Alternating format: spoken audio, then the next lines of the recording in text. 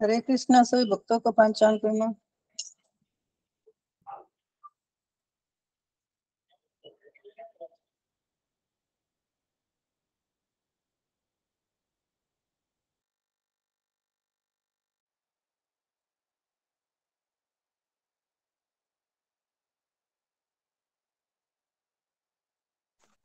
श्री कृष्णा। दंडवत प्रणाम सभी भक्तों को।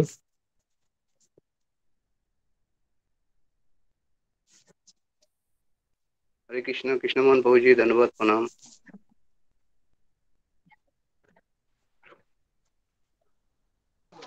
हरे कृष्णा सभी भक्तों को पंचांग प्रणाम। हरे कृष्णा। कृष्णमोहन प्रभु जी, रोमा माता जी, शीला माता जी, सुजीत प्रभु जी, एकता समानी माता जी, प्रज्ञा प्रभु जी, सभी भक्तों को मेरा पंचांग प्रणाम। पंचांग प्रणाम। हरे कृष्णा। हरे कृष्णा। हरे कृष्ण सभी भक्तों को मेरी पंचांग प्रणाम।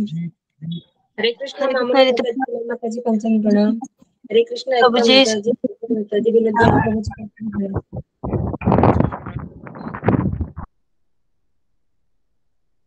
हरे कृष्णा सुजीत प्रभु जी आपके टर्न। हरे कृष्णा। दंडवत प्रणाम सभी भक्तों को। हरे कृष्णा। हरे कृष्णा कृष्णमोहन प्रभु जी दंडवत प्रणाम। हरे कृष्णा कृष्णमोहन प्रभु जी पंचांग प्रणाम। दंडवत प्रणाम सभी भक्तों को। दंडवत प्रणाम। हरे कृष्णा। कृष्ण कृष्णमोहन सुजीत प्रभु जी शुरू कर जी। दंडवत प्रणाम। कृष्णा दंडवत प्रणाम सभी भक्तों को। हरे कृष्णा कृष्णमोहन प्रभु जी सुजीत प्रभु जी शुरुआत कर रहे हैं, सुजीत प्रभु जी कर रहे हैं शुरुआत। हरे प्रभु कृष्णा जी सभी भक्तों को पंचांग हाँ। प्रणाम।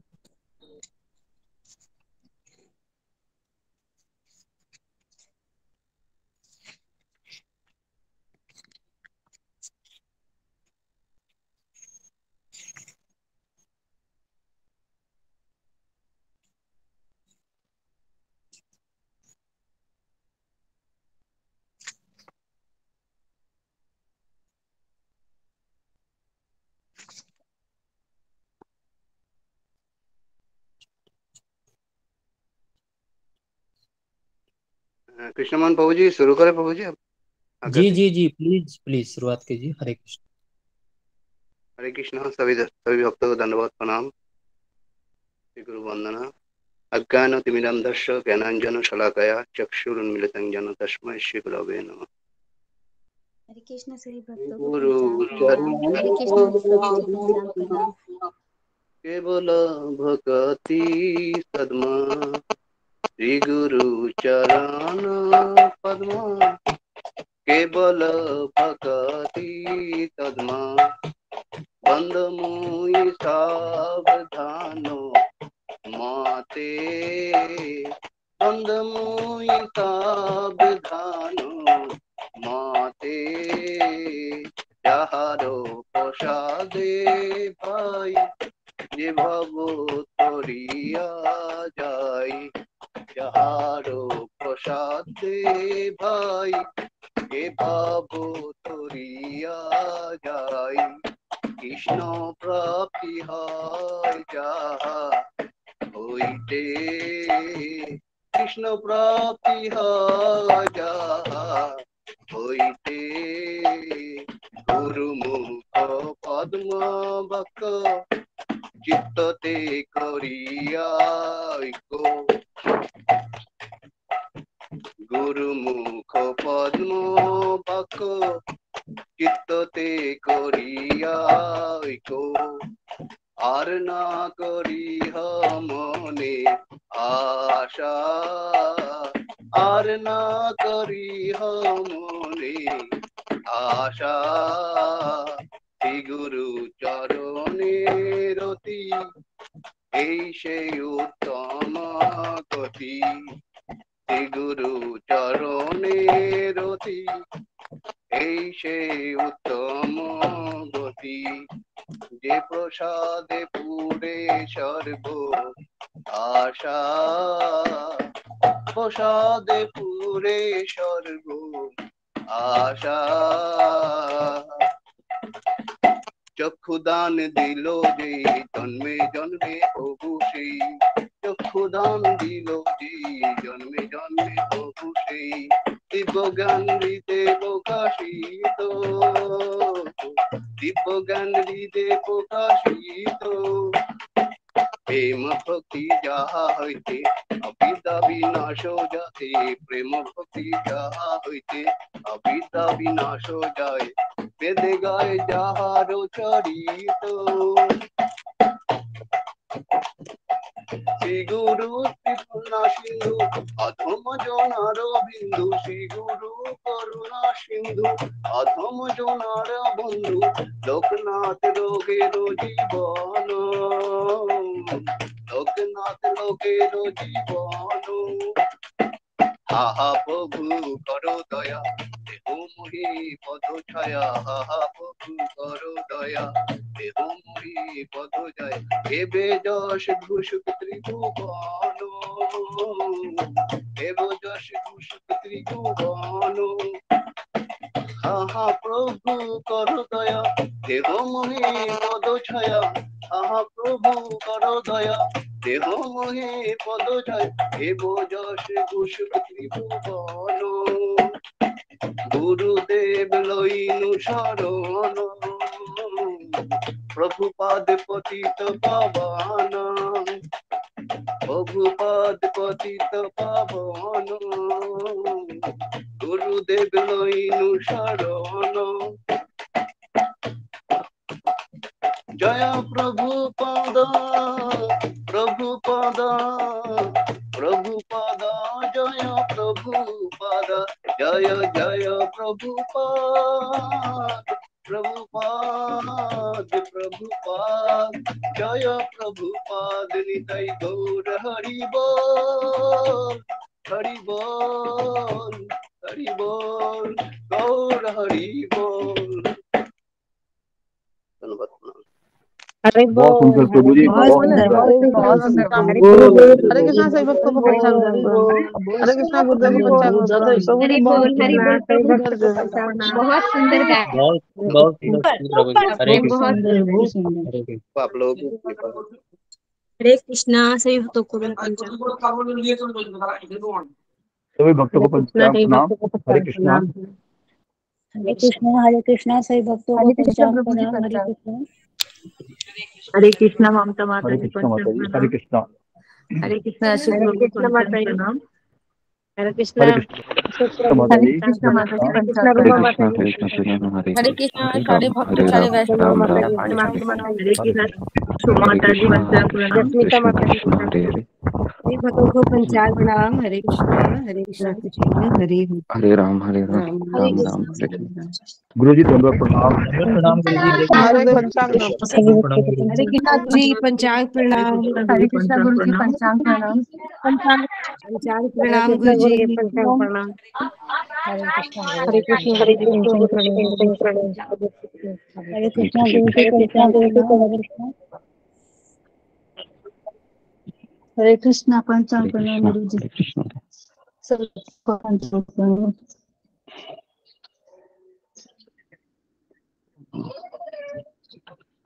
हरे कृष्ण ओम अज्ञानतिमिरन्धस्य ज्ञानाञ्जनशलाकया चक्षुरुन्मीलितं येन तस्मै श्रीगुरुवे नमः। मुखं करोति वाचालं पङ्गुं लङ्घयते गिरिं यत्कृपातमहं वन्दे श्रीगुरुदीनतारिणम्। नमो ओम विष्णुपादाय कृष्णप्रेष्ठाय भूतले श्रीमते राधानाथ स्वामी इति नामिने। जय श्री कृष्ण चैतन्य प्रभु नित्यानंद श्री अद्वैत गदाधर श्रीवासादि गौर भक्त वृंद। हरे कृष्ण कृष्ण कृष्ण हरे हरे हरे राम राम राम हरे हरे। कृत्यं नरं चैव नरोत्तमं देवीं स्वती व्यासं ततो जयमुदीरये।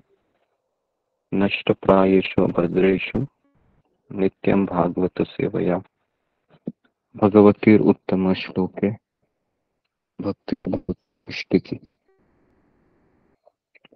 कृष्णाय वासुदेवाय देवकीनन्दनाय च नन्दगोपकुमाराय गोविन्दाय नमो नमः। हरे कृष्णा कृष्ण कृष्णा हरे हरे, हरे राम राम राम हरे हरे। जी ओके, हरे कृष्णा, सबका स्वागत है सत्र में। जी कुछ अनाउंसमेंट है, कृष्ण मोहन प्रभु करो। हरे कृष्णा गुरुजी, पंचम प्रणाम।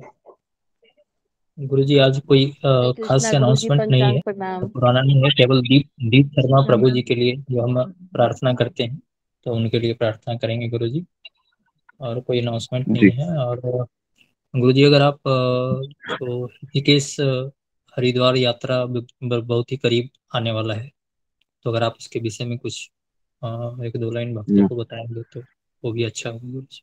जस्ट आपके जी गुरुजी, धन्यवाद प्रणाम। जी तो हम वो ये करते हैं, जो दीप शर्मा का ऑपरेशन चल रहा है उसके लिए हम 3 बार हरे कृष्ण महामंत्र बोलते हैं। सबसे निवेदन है कि 3 बार हरे कृष्ण महामंत्र बोलिए। हरे कृष्णा हरे कृष्णा हरे कृष्णा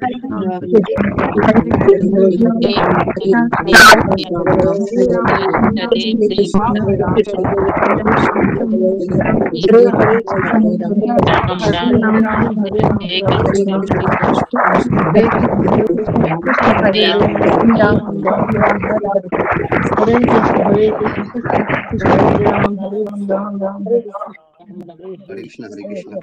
हरे राम राम राम हरे कृष्णा गुरुजी, पंचांग प्रणाम। हरे कृष्णा सभी भक्तों को कृष्ण गुरु जी, पंचांग प्रणाम। सभी भक्तों को मेरा पंचांग प्रणाम। हरे कृष्णा माता जी, पंचांग प्रणाम। गुरुजी कुछ एक दो भक्त मुझे अभी नए लग रहे हैं, जैसे लक्ष्मी उबरानी माता जी लगती है मुझे। जी जी जी जी उनको आप अनाउंसमेंट कीजिए और जरा अपने प्रोग्राम के बारे में भी बताइए थोड़ा सा। जी जी जी, धन्यवाद प्रणाम सभी भक्तों को, धन्यवाद प्रणाम। हरे कृष्णा। हमारे जो गुरुजी हैं वो पूज्य अजय गोपाल दास प्रभु जी हैं, जिनका प्रवचन चलता है हम लोग के यहाँ। और गुरुजी नित्य 3 क्लास लेते हैं, जो एक सुबह में होता है जिसको जपा सत्र बोलते हैं, सभी भक्त एक साथ मिलके जपा करते हैं एक साथ मिलके। और कई भक्त तो उसमें 3 बजे के ही लॉगिन हो जाते हैं, लेकिन गुरुजी 4 बजे आकर उसमें जपा टॉक देते हैं कि कैसे हमें अपना जपा अच्छे से करना है, उसके लिए बताते हैं कैसे, सारे तरीके गुरुजी बताते हैं, तो आप उसमें शामिल हो सकते हैं। दूसरा ये सत्र है जो अभी चल रहा है, इसमें अभी हम लोग भागवतम गुरुजी बता रहे हैं, और स्कंद 1 अभी चल रहा है। और इसके बाद जो हमारा तीसरा सत्र है दोपहर का, जो गीता सत्र है, अभी अभी गुरुजी उसमें उपदेशामृत अभी अभी बताए हैं कि जीवन में गीता को कैसे धारण करना है। और कल उसका एग्जाम भी है दोपहर में गीता सत्र में। और अभी गीता सत्र अभी नए तरीके से गुरुजी जो स्टोरी टाइप में उसको बता रहे हैं, विभिन्न तरीके से गुरुजी बताते हैं। तो आज प्रथम अध्याय अभी चल रहा है, 2 तरीके से गुरुजी ने 2 दिन बता दिया है, तो आप लोग उस सत्र में भी ज्वाइन हो सकते हैं। बाकी सभी भक्तों को अपना जो कैमरा है आपका उसको ऑन करना जरूरी है, ताकि गुरुजी को आप देख सकें और गुरुजी आपको देख सकें। अगर आपको कोई ऐसा दिक्कत है जिसमें आप ज्वाइन मतलब कैमरा ऑन नहीं कर पाते हैं, तो गुरुजी से आप परमिशन लेंगे। तो हरे कृष्णा, धन्यवाद प्रणाम सभी भक्तों। जी तो जो भक्त नए आए हैं उनको उनका हम स्वागत करते हैं, तो आप नाम लीजिए उनका।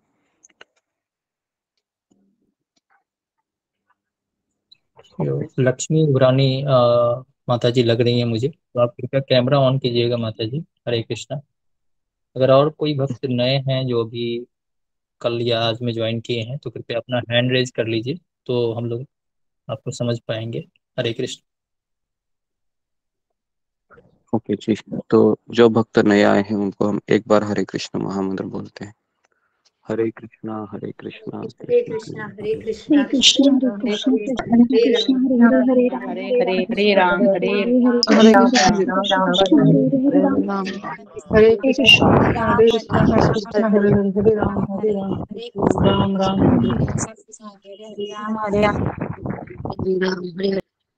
कृष्ण कृष्ण हरे हरे हरे राम जी। तो शीतल कौल माता जी भी थी गुरु जी, जो उन्होंने हैंड रेज किया। शीतल कौल। हरे कृष्णा हाँ प्रभु जी, हाँ दंडवत बिल्कुल। प्रणाम। मैं ओके पिछले जी लगभग 1 मिनट से ज्वाइन कर रही हरे हूँ प्रभु जी, कृष्ण। तो मुझे अच्छा लगा, सारा कुछ अच्छा लगा ओके प्रभु जी। जी प्रभु सब भक्तों को मेरा दंडवत प्रणाम, गुरु जी को दंडवत जी जी प्रणाम। हरे कृष्णा। जी हरे कृष्ण। तो लक्ष्मी माता जी और ये शीतल माता जी आते रहिए सत्संग में और अपने जीवन को कृष्ण भाव में बनाइए। ओके, तो अभी हम सत्र को कंटिन्यू करते हैं। तो आज किसका टर्न था बताने का? हरे कृपया कृष्ण कर। सुजीत शाह प्रभु जी, हरे कृष्ण। हरे कृष्ण गुरु जी। जी गुरु के चरणों में मेरा दंडवत प्रणाम, सभी भक्तों को मेरा दंडवत प्रणाम। गुरु जी, जो कल के सत्र में आपने बताया थे वो जो भगवत श्रीमद् भगवतम की 5वां अध्याय की 13 से 24 तक श्लोक के बारे में आपने विस्तारित व्याख्या किए थे। सत्र के शुरू में आपने बताया था कि श्रीमद् भगवतम श्रीमद् भगवान श्री कृष्ण का साहित्यिक अवतार है और जो भगवान के विभिन्न अवतार है, जैसे मछली अवतार, वराह अवतार, ऐसे ही जो भगवतम है श्री कृष्ण का साहित्यिक अवतार है। जो और वही जब ये जो है इसको स्वयं श्रीमद् भगवत स्वयं श्री कृष्ण है, ये कहा जाता है। और श्लोक 1 से 12 में जो है आपने नारद मुनि अपने शिष्य व्यासदेव जी की बद्रिका आश्रम में पधारते हैं और अपने शिष्य के चेहरे को देखकर वो पहचान जाते हैं कि मेरा शिष्य क्यों दुखी है। और उसने बोला, हे व्यासदेव, आप पराशर मुनि के पुत्र हो और सत्यवती के पुत्र हो। आपने चारों वेदों की रचना भी की है, आपने जन सामान्य के लिए महाभारत का भी रचना किया है, लेकिन आपने भगवान श्री कृष्ण की भक्तिमय महिमा का वर्णन नहीं किया है, इसलिए आपका हृदय असंतुष्ट है। तो आपने इसके बारे में बताया कि इस संसार में हमारा हृदय तभी संतुष्ट होता है जब हम आत्मा को भूख की खुराक देते हैं। तो इस तरह आपने 13वां अध्याय में 13वां श्लोक में बताया था कि जो 13वां श्लोक में बताया, नारद जी ने श्री व्यासदेव जी को बताया, हे व्यासदेव, तुम्हारी दृष्टि सभी तरह से पूर्ण है, तुम्हारी उत्तम ख्याति निष्कलुष है, तुम अपने व्रत में दृढ़ हो और सत्य में स्थित हो, अतएव तुम समस्त लोगों को भौतिक बंधन से मुक्ति दिलाने के लिए भगवान की लीलाओं के विषय में समाधि के द्वारा चिंतन कर सकते हो। तो आपने बताया था इसके बारे में कि जन सामान्य लोगों की रुचि उसी साहित्य में होती है जहां पर सांसारिक चर्चा होती है, जैसे अखबार पढ़ते हैं। और उदाहरण स्वरूप आपने कहा था कि कौवे और हंस के उदाहरण आपने दिया था कि कौवा जहाँ पे गंदगी पड़ी है वहीं पर कौवा दिखाई देती है, और जो शुद्ध भक्त है वो हंस की तरह होते हैं, वो सच साफ सुथरा जगह पर रहता है। और जो कौवे जो है रजोगुण और तमोगुण में होता है, और हंस जो है सतोगुण में होता है। 14वां श्लोक में नारद मुनि कहता है कि अभी जो तुमने साहित्य लिखा है वो साहित्य केवल मन और शरीर को संतुष्ट करता है। अगर नाव को कोई आश्रय नहीं है तो नाविक नहीं है, और नाविक नहीं है तो अगर नंगर नहीं डाला है तो नाव हवा के प्रभाव से इधर उधर भागती रहती है। इसी प्रकार जिसने भगवान का आश्रय नहीं लिया है वो इस संसार में इस्त बस्त अलग अलग दिशाओं में भागता रहता है। और आपने कहा था कि 2 प्रकार के लोग इस संसार में सुखी है, एक है पागल व्यक्ति जो बड़बड़ाता रहता है, और दूसरा है शुद्ध भक्त जो भगवान को प्राप्त कर चुके हैं। 15वां श्लोक में नारद मुनि व्यासदेव जी को कह रहा है कि आपने वेद शास्त्र भी लिखे हैं, लेकिन उसमें आपने लोगों की प्रत्युत्साहित किया है कि वो धर्म के नाम पर इंद्रिय तृप्ति करो। ये घृणित है, अनुचित है। इस संसार में बद्ध जीव का सबसे बड़ा लक्षण है कि हमारी भोग करने की प्रवृत्ति। आपने कहा अगर किसी मनुष्य को समुद्र रूपी शाही को दिया जाए लिखने के लिए और आकाश रूपी पन्ना दिया जाए जिसे वो लिख सके, कहा जाता है कि समुद्र रूपी शाही खत्म हो जाएगी, आकाश रूपी पन्ना खत्म हो जाएगा, लेकिन उसकी इच्छाएं खत्म नहीं होगी। इस तरीके से अलग अलग इच्छाओं के अनुसार 84 लाख योनियों को मिलता है, इसके लिए हमको भोग करने की प्रवृत्ति को भगवान की सेवा में लगाना चाहिए और कृष्ण को आनंद देना चाहिए। 16वां श्लोक में भगवान कहते हैं, भगवान असीम अनंत है, केवल वही निपुण व्यक्ति इस आध्यात्मिक ज्ञान को समझने के लिए योग्य है जो भौतिक सुख के कार्यकलाप से विरक्त हो चुका हो। अतः जो लोग भौतिक आसक्ति के कारण सुस्थापित नहीं है, उन्हीं को तुम परमेश्वर की दिव्य कार्य के वर्णनों के माध्यम से दिव्य अनुभूति की विधियां दिखलाओ। भगवद गीता में भगवान कहते हैं कि जिसके हृदय में श्रद्धा है वही मुझे प्राप्त कर सकता है, आपने बताया, और ये श्रद्धा हमें भक्त के संग से ही मिलता है। 7वां श्लोक में आपने कहा है कि नारद मुनि ने कहा है कि जिसने भगवान की भक्तिमय सेवा में प्रवृत्त होने के लिए अपनी भौतिक वृत्तियों को त्याग दिया है, वो कभी कभी कच्ची अवस्था में भी नीचे गिर सकता है, तो भी उसके असफल होने का कोई खतरा नहीं रहता है।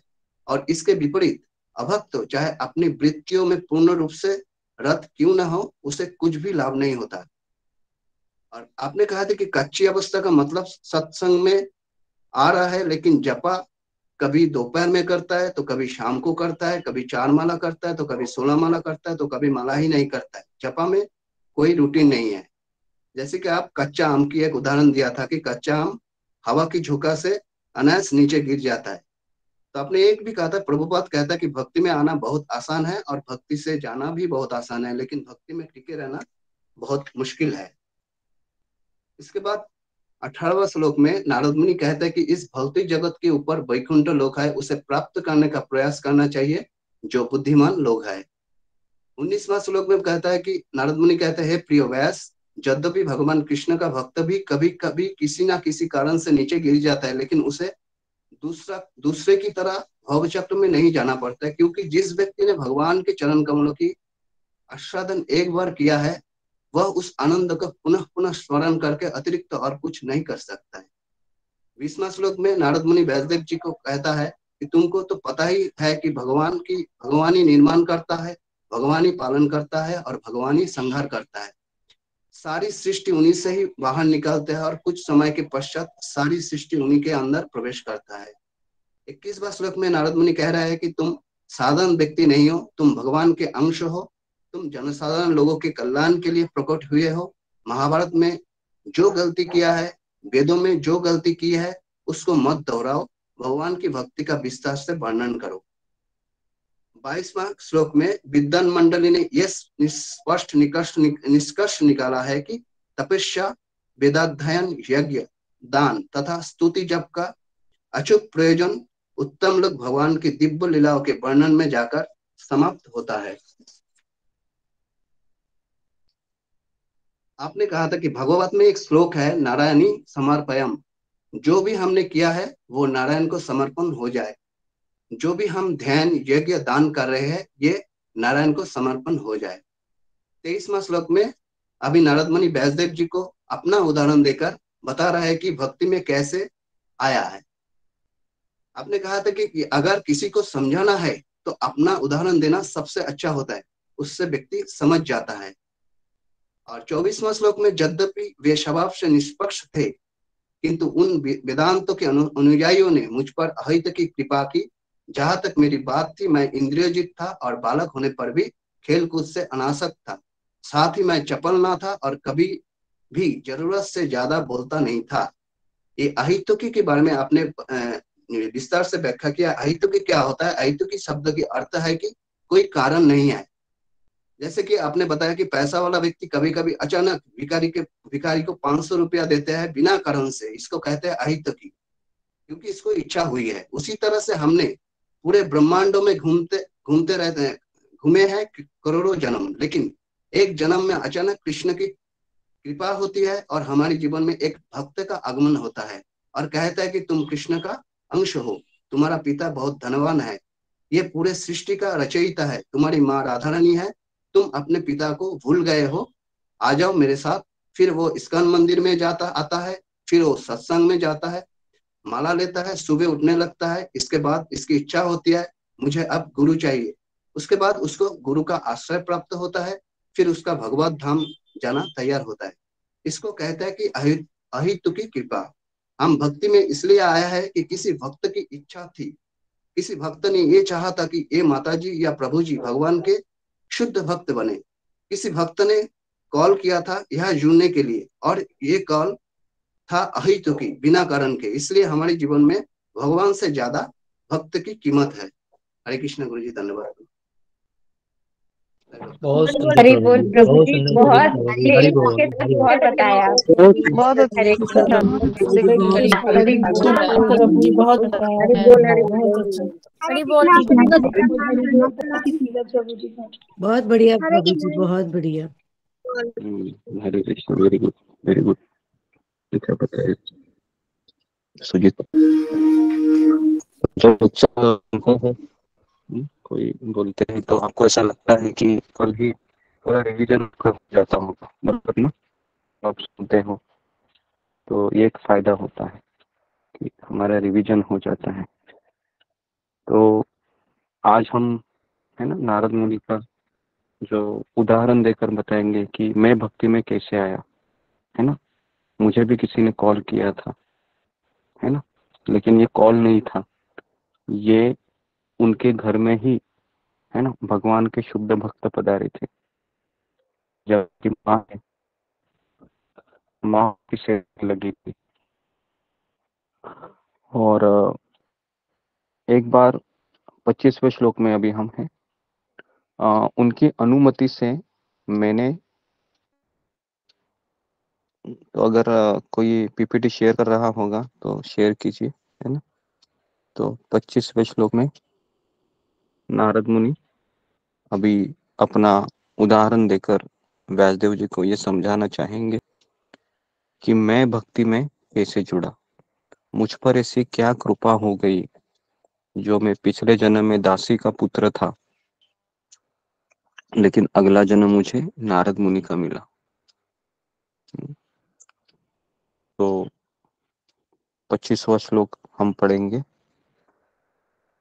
उच्छिष्टलेपान् अनुमोदित द्विजय सकृत् स्म भुज्ये तत् अपास्त किल्बिष एवं प्रवृत्तस्य विशुद्ध चेतस तत धर्म एव आत्मरुचि प्रजायते। तो 25वें श्लोक में नारद मुनि कहते हैं कि उच्छिष्ट लेपान, मैंने क्या किया, मैंने उनका अनुमोदित, उनके अनुमति से, है ना। तो अनुमति से झूठा खाना बहुत जरूरी है।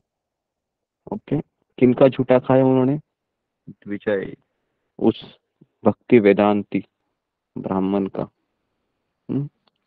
कितनी बार खाया? सकृत, एक बार खाया मैंने। फिर क्या हुआ? तत् अपास्त किल्बिष, मेरे समस्त पाप है वह चले गए। तो इसके लिए जब कोई किसी का झूठा खाता है ना, तो झूठा खाने से जो व्यक्ति खा रहा है ना, किसी व्यक्ति का झूठा, तो जिसका झूठा खा रहा है ना, उस व्यक्ति को ये सारे पाप चले जाते हैं। मैं वापस बता रहा हूँ, है ना। अगर हम किसी का झूठा खाते हैं, है ना, तो हमारे पाप, है ना, मान लो मैंने किसी का झूठा खा लिया, है ना, ठीक है, तो मान लो कि मैंने मेरे गुरु महाराज का झूठा खा लिया, तो मेरे सारे पाप है ना, वो गुरु को चले जाते। तो ये इसके लिए झूठा तभी खाना चाहिए जब हम समर्पित होना चाहते हैं, और मैं समर्पण हो रहा हूँ या फिर मैंने समर्पण किया है, नहीं तो हमें झूठा नहीं खाना चाहिए, क्योंकि हमारे सारे पाप उस व्यक्ति को चले जाते हैं। तो ये बहुत जरूरी है समझना, है ना। कई लोगों को ये पता नहीं है, कई भक्तों को ये पता नहीं है ना। लेकिन जब हम किसी का झूठा खाते हैं, है ना, ये सोचकर कि मेरी भक्ति में प्रगति होगी, लेकिन हमको ये भी समझना चाहिए कि मेरे सारे पाप है ना, उस व्यक्ति को चले गए, है ना, और बेचारा भी वो व्यक्ति है, सारे पाप को बोझा उठाते हुए चल रहा है है ना। इसके लिए झूठा हमको तभी खाना चाहिए जब हम समर्पित हो गए हैं। अगर हम समर्पित नहीं है तो हमें झूठा नहीं खाना चाहिए। तो यहाँ पर नारद मुनि कह रहे हैं कि मैंने एक उनका झूठा खाया, तो के 3 कट है। कौन मुझे बताएगा भक्ति के 3 शॉर्टकट कौन से हैं? हाँ, फिंगर को रेज कीजिए जरा कि तुरंत हमको शुद्ध भक्ति प्राप्त होती है ये 3 चीजें करने से। जी, सुजाता माताजी। चरणामृत चरणामृत उच्छिष्ट और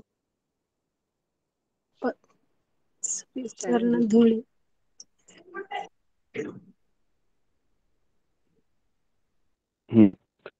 तो भक्त पद धूलि ये पहला है ना, भक्त के चरण का धूलि। ये धूलि अगर हम अपने माथे पे लगाते हैं है ना, तो हम उस भक्त का है ना, जितना वो उसका लेवल है भक्ति का वो हमें प्राप्त होता है। दूसरा है भक्त उच्छिष्ट। जो भक्त वो उच्छिष्ट खाता है ना, उसने ग्रहण किया तो प्रसाद ग्रहण करने के बाद जो बचता है उसको उच्छिष्ट कहते हैं। उसको ग्रहण करने से पूरा होती है। भक्त पैर का करणामृत, जैसे भगवान श्री कृष्ण ने सुदामा का चरण धोया था, याद है आप? धोया था कि नहीं? सब लोग अपने कैमरे की आवाज मेरा आ रहा है नहीं आ रहा है? गुरु जी कट कट आ रहा है। गुरु जी बहुत कम आवाज आ रहा है।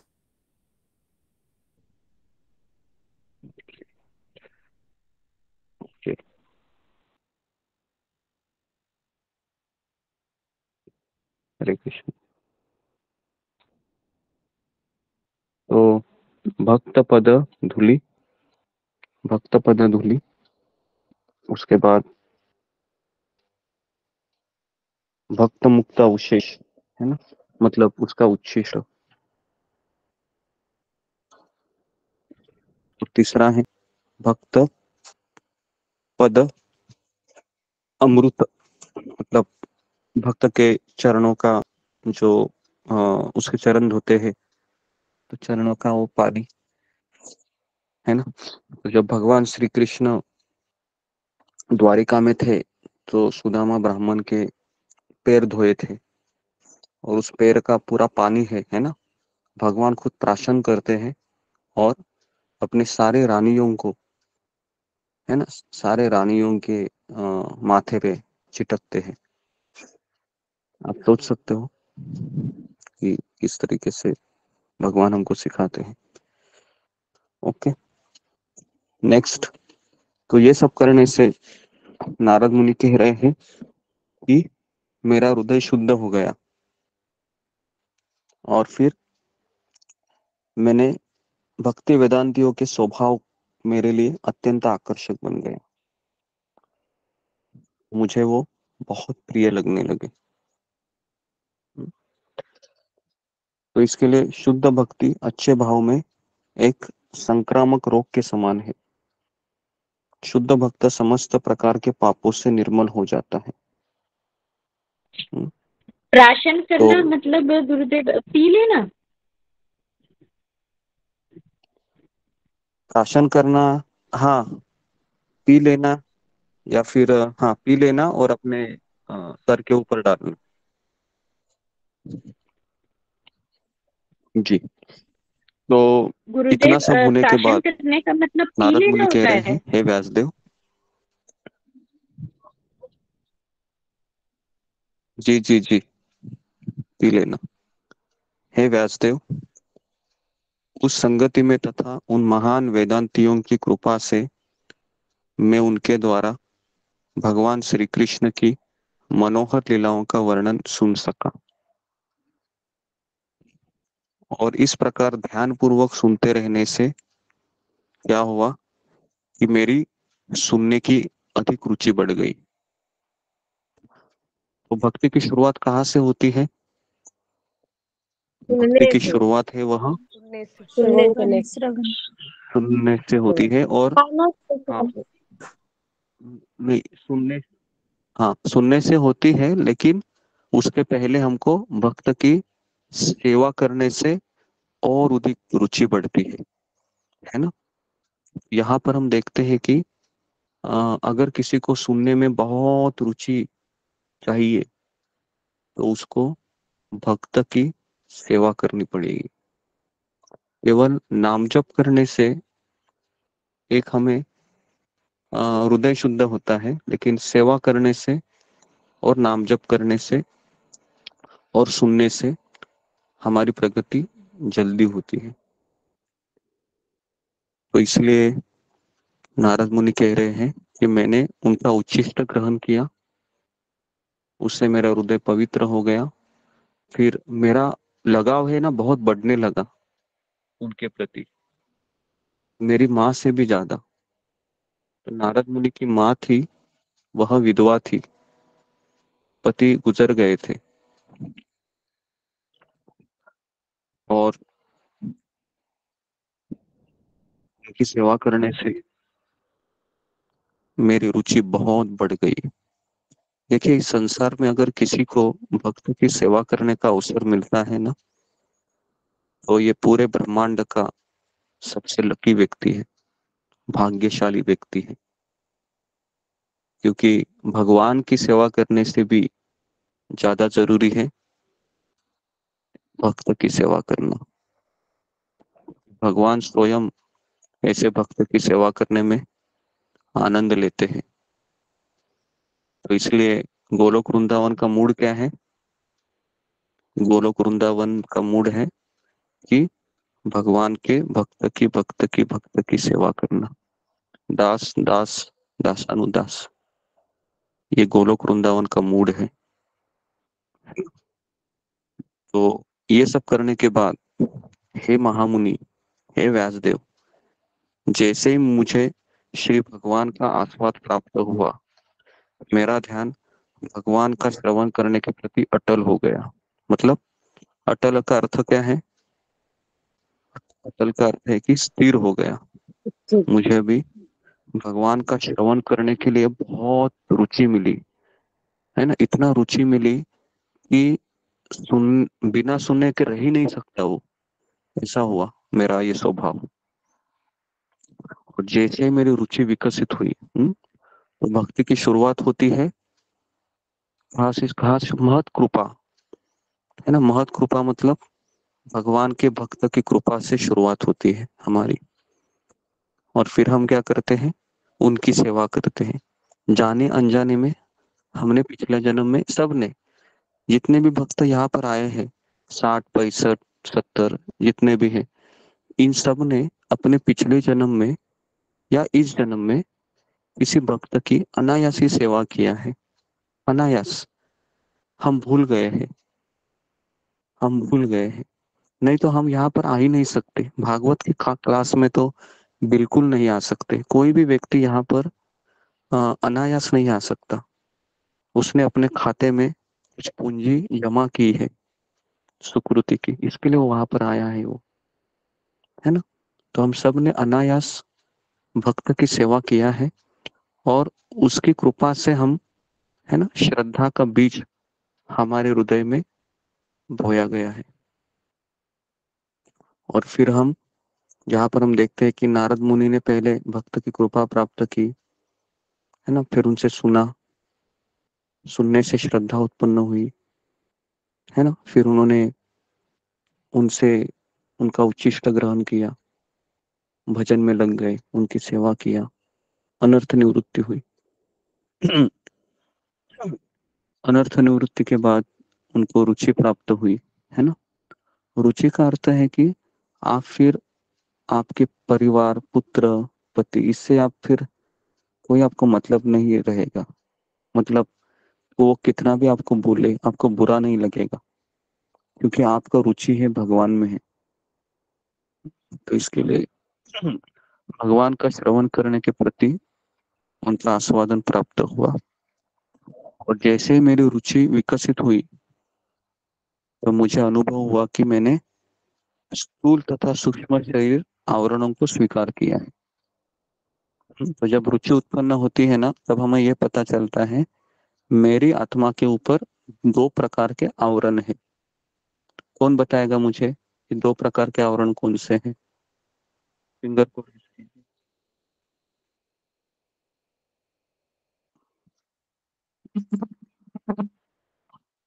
जी जी विनोद चला गया।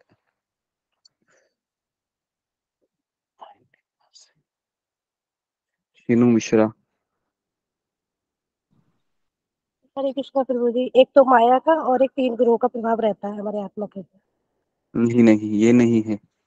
मैं ये बता रहा हूँ कि हमारे आत्मा के ऊपर कौन से दो आवरण है जिसके बात यहाँ पर हो रही। ममता कुमारी।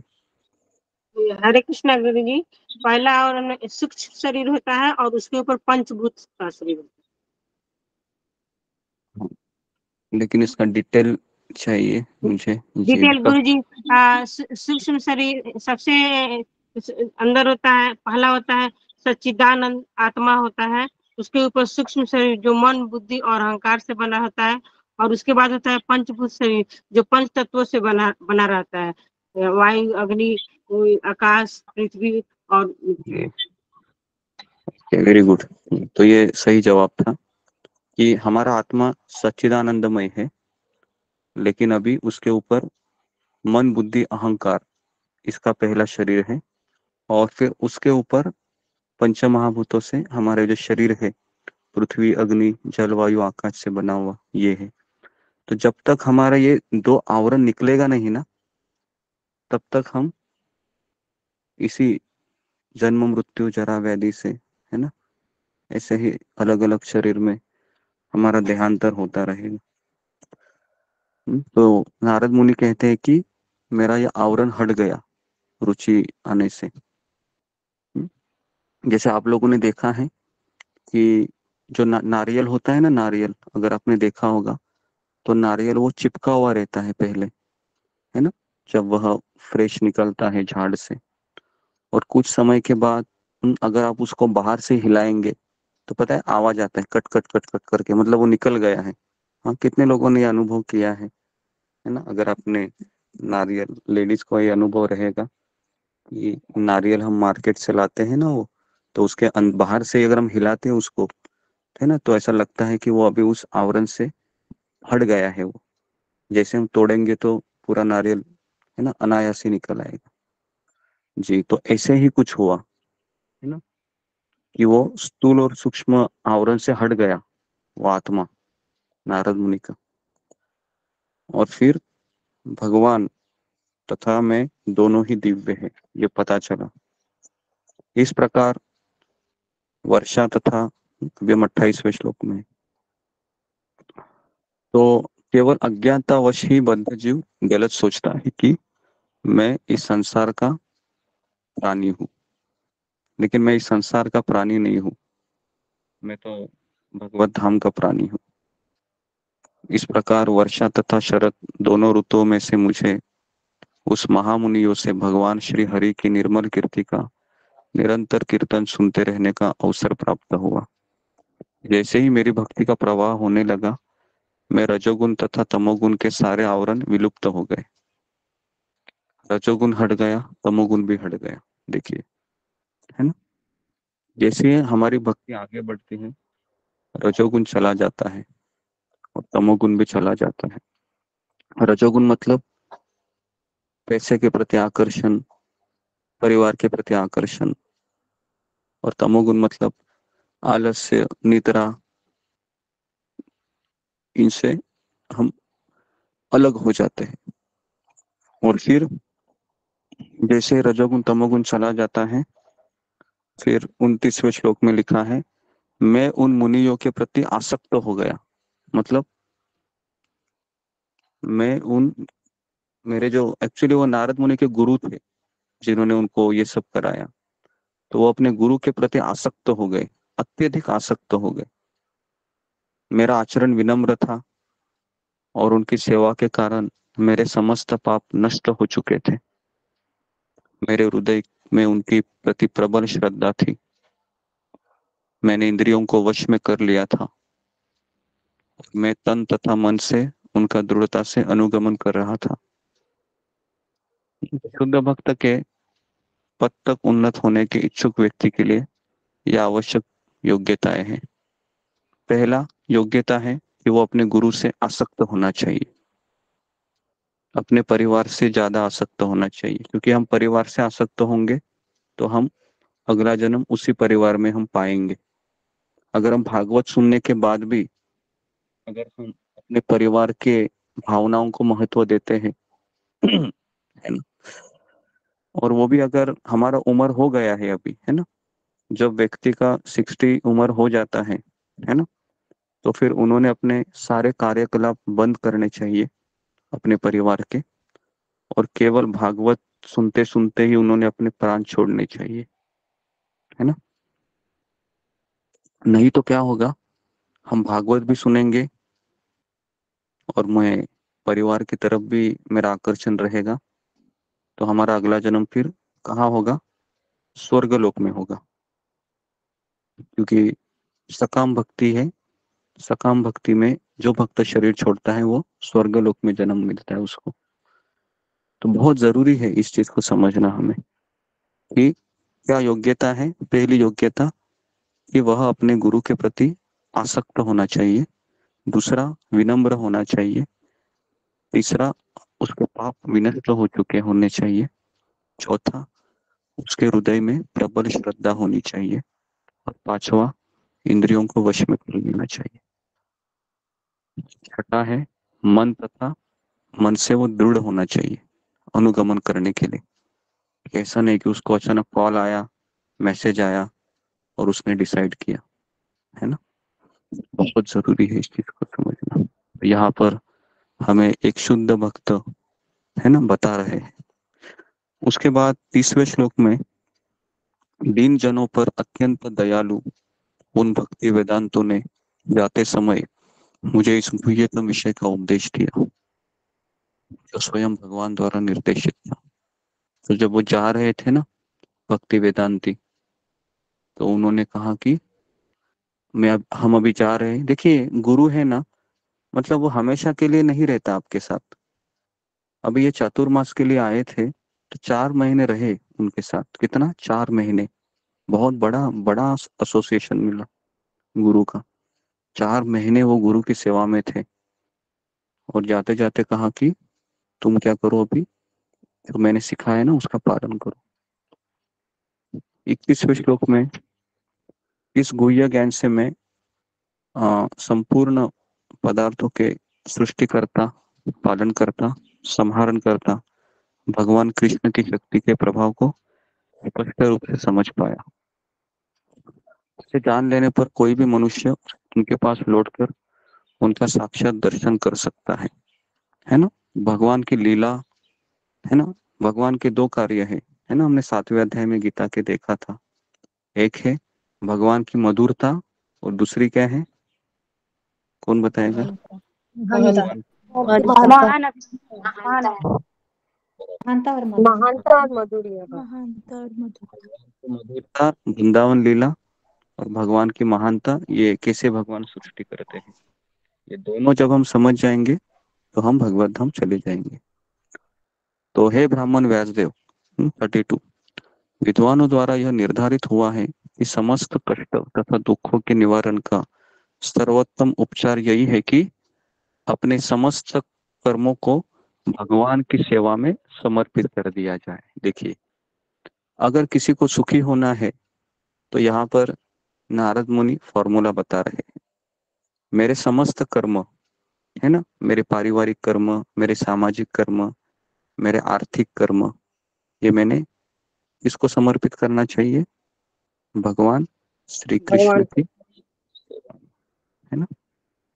तो सभी व्यक्ति कष्ट से राहत पाता है। नहीं तो क्या है, वह हमेशा कष्ट में ही रहेगा। माला करेगा कथा सुनेगा, कष्ट में रहे, क्योंकि उसने समर्पण नहीं किया है। 33वें में कहते हैं, हे श्रेष्ठ पुरुष, क्या उपचारात्मक विधि से प्रयुक्त की गई कोई वस्तु उस रोग को ठीक नहीं कर देती जिससे ही वह रोग उत्पन्न हुआ हो। तो नारद मुनि बता रहे हैं कि कभी कभी दूध के बने पदार्थ खाने से हमारा पेट खराब हो जाता है ना, लेकिन वही दूध पीने से हमारा पेट और खराब होगा। लेकिन उस दूध से दही बनती है ना, तो दही हम जब खाते हैं पेट खराब होने से, तो फिर वो रोग दूर होता है ना। तो उसी तरीके से यहाँ पर नारद मुनि कह रहे हैं कि भगवान की कथा, साधुओं की सेवा करने से बीमारी ठीक हो जाती है। 34 श्लोक में कहते हैं, इस प्रकार जब मनुष्य के समस्त कार्यकलाप भगवान की सेवा में समर्पित होते हैं, तो उसके सारे कर्म जो उसके शाश्वत बंधन के कारण होते हैं, कर्म रूपी वृक्ष के विनाशकर्ता बन जाते हैं, है ना। तो ये वृक्ष कैसा है? अश्वत्थ वृक्ष 15वें अध्याय में हमने देखा था, याद है आपको? उसको कैसे काटना है हमको, कौन बताएगा? कैसे काटना है इसको? वैराग्य वैराग्य कुलाड़ी से। जी जी, तो वैराग्य की कुलाड़ी से और दृढ़ता से हमको इस वृक्ष को काटना है ना।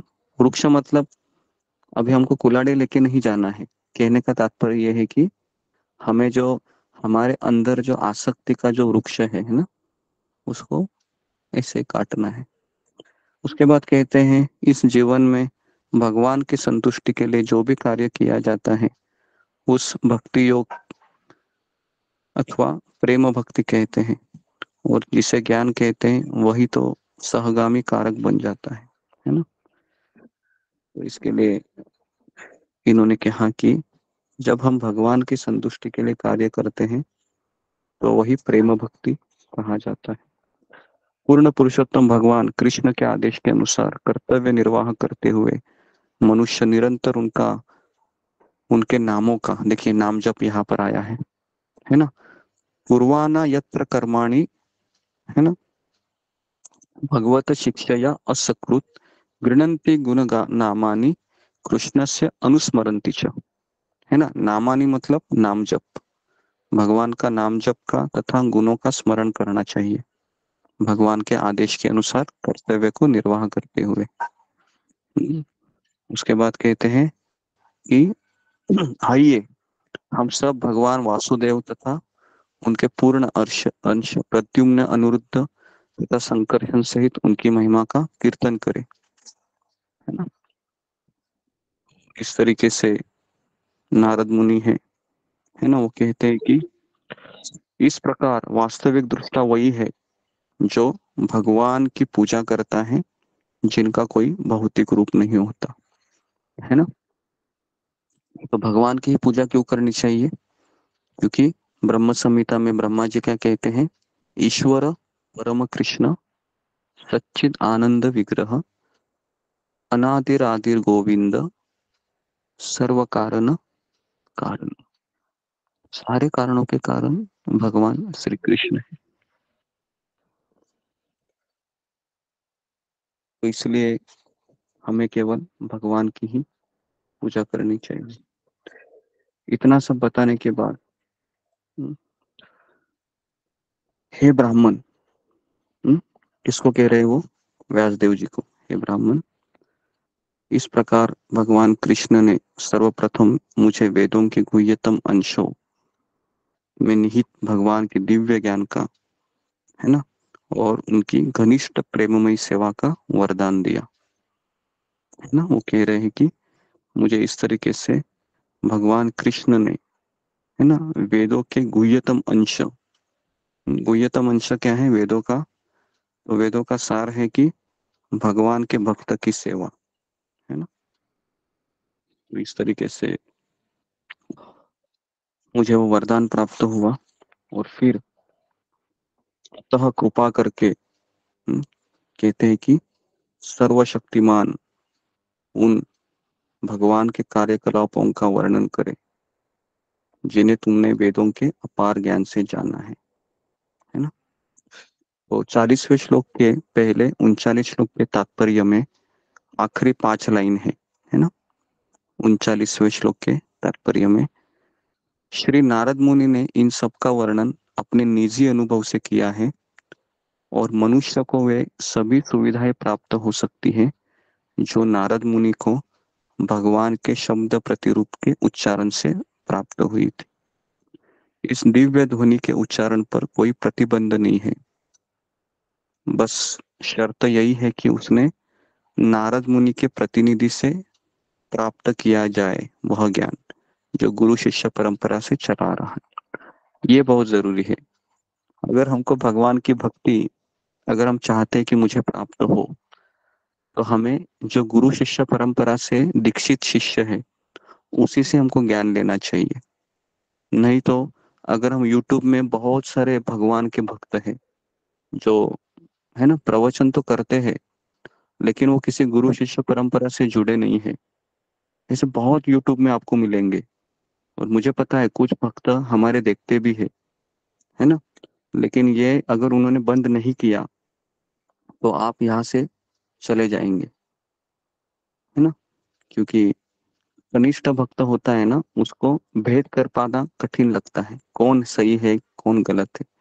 उसको लगता है कि ये भगवान के बारे में बोल रहा है, चलो सुन लेते हैं।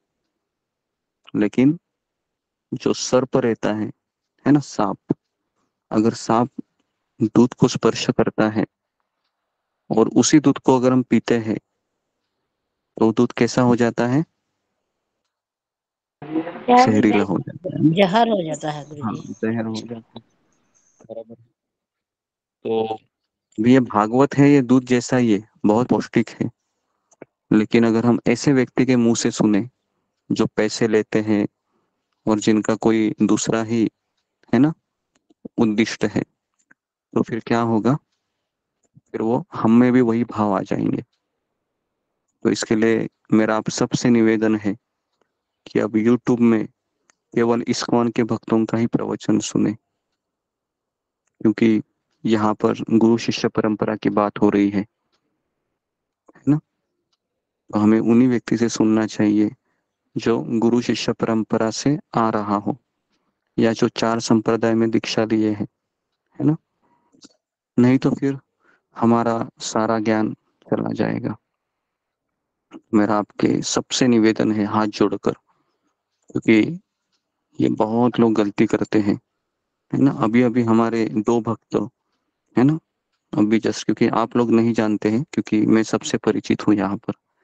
2 भक्त है ना। एक पहले एक माता जी आती थी, सुबह 4 बजे रोज आती थी, उसका नाम चंद्रकांता था, है ना। अगर आपने देखा होगा लॉगिन करते हुए, हमेशा वो रहती थी चंद्रकांता माता जी। पिछले 8 महीने से आ रही थी वो रेगुलरली, है ना। एक उसका 50 उम्र की थी, वो 52। अचानक उसने मुझे कहा कि मुझे राधा नाम के प्रति आकर्षण हो रहा है। मैंने YouTube में एक प्रवचन सुना, है ना। तो एक मैंने उन्होंने मुझे उनका नाम भी बताया। उनके कई सारे फॉलोअर है YouTube में, और वो 8 महीने से वो है ना हरे कृष्ण महामंत्र जप करती थी 16 माला रोज। लेकिन वो चली गई अभी। गुरुजी आज मैंने आई उनको थी, कहा भाव आज आए थे वो नहीं चंद्रकांता सर। आई थी, अच्छा आई थी तो पता नहीं मुझे, लेकिन पिछले 15 से 20 दिनों से उन्होंने मुझे मैसेज किया था कि मुझे एक राधा नाम अच्छा लग रहा है।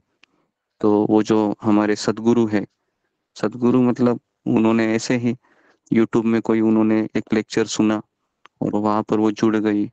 और मैंने उन्होंने कहा कि मुझे राधा नाम का जप करना है। तो मैंने उनको कहा कि हमारा हरे कृष्ण महामंत्र में हरे ये राधा रानी ही है, तो आप राधा का नाम ले रही हो। लेकिन उसने कहा कि ये हरे कृष्ण महामंत्र बहुत बड़ा है, तो मैं केवल राधा का नाम का ही जप करना चाहती हूँ। तो मैंने कहा कि ठीक है, जैसे तुम्हारी इच्छा।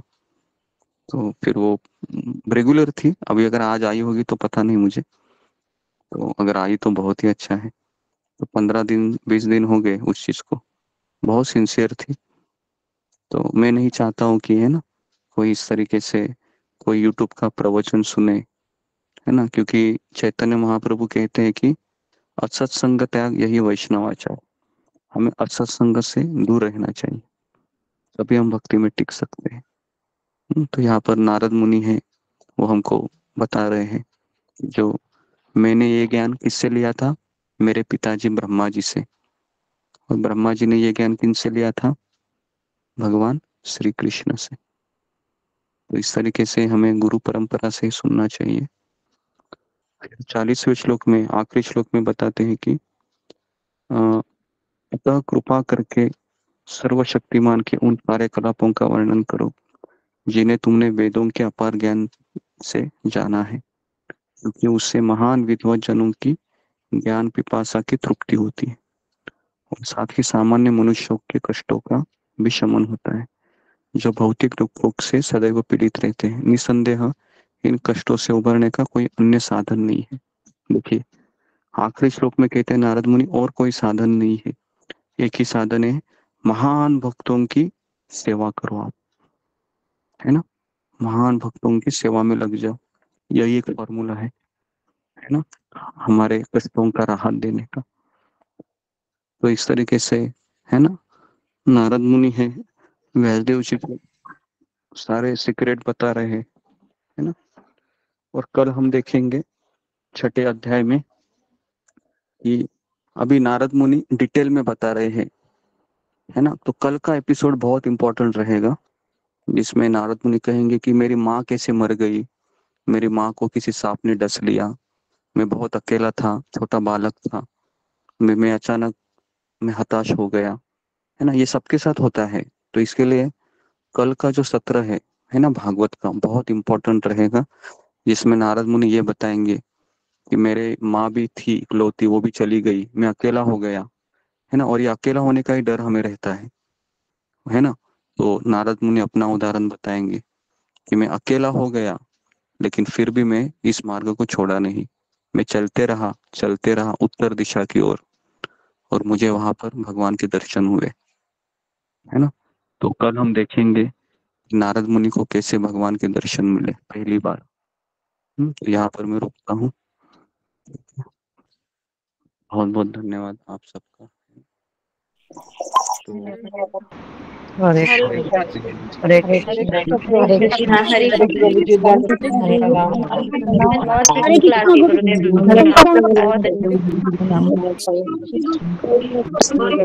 हरे कृष्ण हरे कृष्ण हरे